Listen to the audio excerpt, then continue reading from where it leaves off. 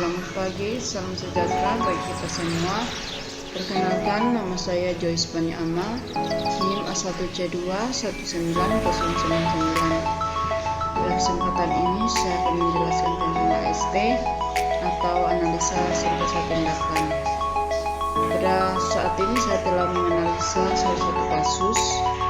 Nama pasien Nyonya N, umur 39 tahun, nomor rekam medis 0445, tanggal masuk rumah sakit tanggal 12 bulan 3 2022, tanggal dan jam tindakan tanggal 12 bulan 3 2022.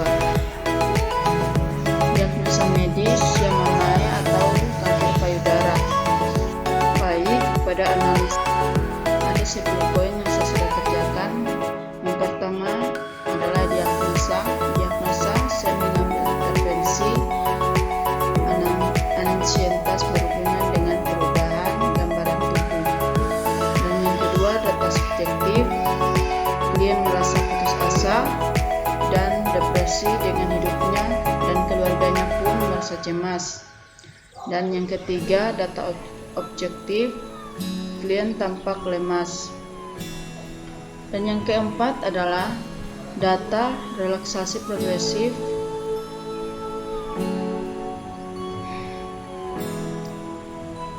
dan relaksasi autogenik.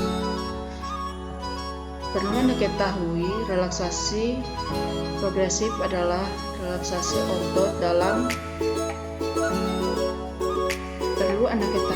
Relaksasi progresif adalah teknik relaksasi otot dalam yang tidak memerlukan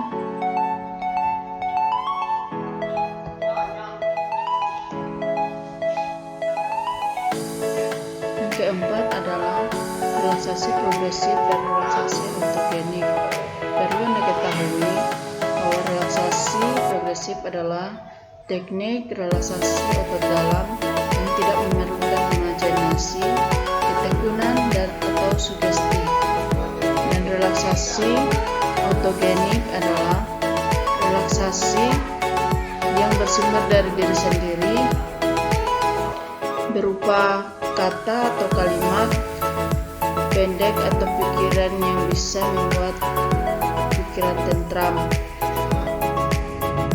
Selanjutnya adalah tujuan relaksasi autogenik adalah untuk membantu mengendalikan fungsi tubuh seperti tekanan darah, frekuensi jantung, dan aliran darah, meningkatkan respon rileks dan menurunkan stres. Dan tujuan relaksasi progresif yaitu menurunkan ketegangan otot, kecemasan, nyeri leher dan punggung, tekanan darah tinggi, dan frekuensi jantung.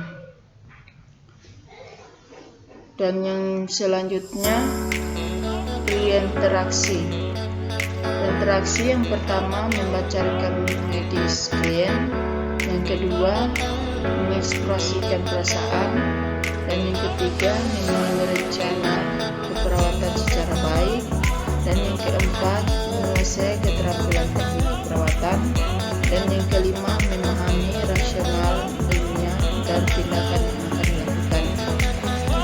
Dan selanjutnya orientasi.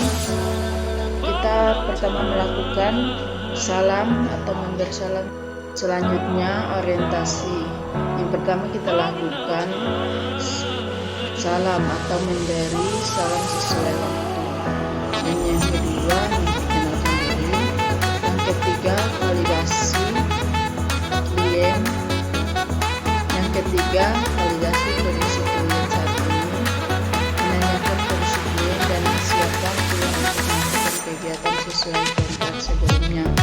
Dan yang kelima kontrak, menyampaikan tujuan dan menyepakati waktu dan tempat dilakukan kegiatan. Selanjutnya kerja. Yang pertama membina hubungan saling percaya, dan yang kedua mengucapkan salam dan menjelaskan tujuan. Yang keempat membuat kontrak, topik, waktu, tempat tujuan. tujuan. Dan yang kelima, membantu pasien mengenal ansientas. Dan yang keenam, membantu pasien untuk mengidentifikasi dan menguraikan perasaannya. Yang ketujuh, membantu pasien menjelaskan situasi yang menimbulkan ansientas. Dan yang kedelapan, membantu pasien mengenali penyebab ansientas. Yang kesembilan, membantu pasien menyadari perilaku akibat ansientas. Dan yang ke-10, mengajarkan pasien teknik relaksasi progresif dan relaksasi autogenik untuk meningkatkan kontrol dan rasa percaya diri. Dan yang ke-11, mengevaluasi kemampuan pasien. Yang ke-12, berikan bantuan pujian positif. Yang ke-13, menganjurkan pasien memasukkan dalam jadwal kegiatan harian. Yang selanjutnya, terminasi. Yang pertama, evaluasi hasil kemampuan pasien untuk melakukan teknik yang kita lakukan. Dan yang kedua, memberikan kesempatan terapinya untuk memberikan umpan balik dari terapi yang dilakukan. Yang ketiga, tindak lanjut, menjadwalkan latihan teknik relaksasi progresif dan relaksasi autogenik. Dan yang keempat, kontrak topik waktu tempat untuk kegiatan selanjutnya. Selanjutnya, dasar pemikiran. Alasan dilakukan tindakan relaksasi progresif dan relaksasi autogenik yaitu untuk menurunkan ketegangan otot, kecemasan, nyeri leher dan punggung, tekanan darah tinggi, frekuensi jantung, metabolik, mengurangi diskrimia jantung, kebutuhan oksigen, dan meningkatkan gelombang, dan untuk membantu mengendalikan fungsi tubuh seperti tekanan darah, frekuensi jantung, dan aliran darah, meningkatkan rileks dan menurunkan stres. Keenam adalah prinsip tindakan. Tindakan yang dilakukan tetap mengutamakan prinsip bersih karena diawali dengan mencuci tangan, pakai handspray dan masker selalu digunakan. Yang ketujuh, analisa tindakan keperawatan. Dan yang ketujuh adalah analisa tindakan keperawatan. Menurut saya, salah satu tindakan untuk mengatasi nyeri pada nina salah satunya yaitu tindakan relaksasi autogenik sehingga dapat membantu mengendalikan fungsi tubuh seperti tekanan darah, frekuensi jantung, dan aliran darah, meningkatkan respon rileks dan menurunkan stres.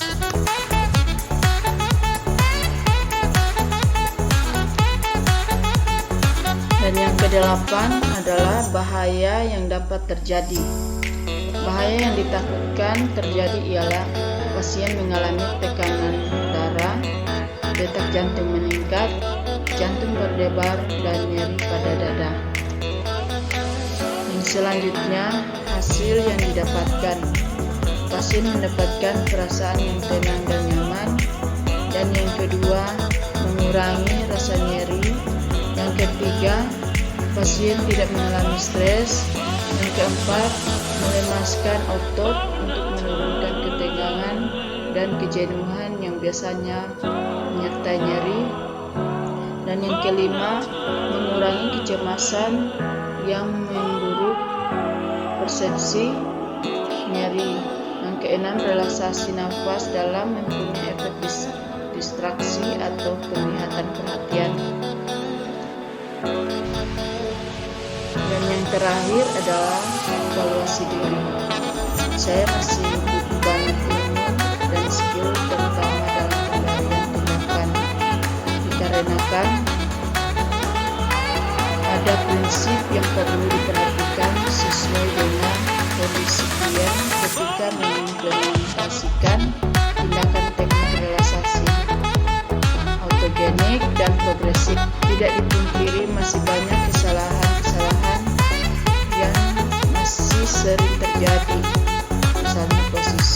perbedaan umum, tanda-tanda vital klien tetapi dengan pengalaman ini bisa membangkitkan semangat saya untuk ke depan lebih baik lagi, terutama dalam memberikan tindakan keperawatan. Sekian pembahasan saya, kurang dan lebihnya saya mohon maaf.